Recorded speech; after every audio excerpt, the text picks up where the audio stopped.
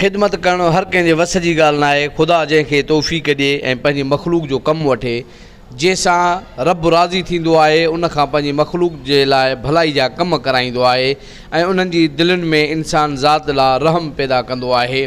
बार foundation पारां हिकु रोज़ा फ्री मेडिकल कैंप लॻाई वई, जंहिंमें माहिर डॉक्टर रवि कुमार मरीज़नि खे तपासे बिल्कुलु मुफ़्त दवाऊं ॾिनियूं।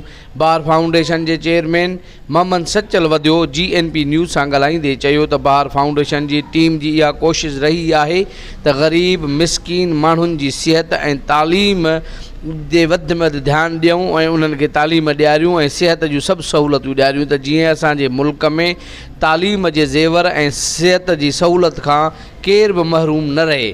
कैंप में मौजूदु डॉक्टर रवि कुमार GNP सां ॻाल्हाईंदे चयो त हीअ ॿहराड़ी जा इलाइक़ा आहिनि ऐं हिते ख़ासि करे मलेरिया बुख़ार, टाइफाइड बुख़ार, खंघि ज़ुकाम, हॾनि जी कमज़ोरी, कैल्शियम विटामिन D जी कमज़ोरी ऐं ॿारनि में दस्त, उल्टी, बुख़ार जा मरीज़ घणा ॾिठा विया आहिनि। डॉक्टर रवि कुमार जो वधीक चवणु हुयो त जेको कमु गवर्नमेंट ऑफ सिंध खे करणु घुरिजे हा, उहो कमु बार फाउंडेशन पंहिंजी मदद पाण करे रही आहे। मोहम्मद सचल वधो GNP सां ॻाल्हाईंदे वधीक चयो त ख़ुदा जी असांजे मथां वॾी नेमत आहे जंहिं असां को इंसान ज़ात जे लाइ कम वरिता आहिनि।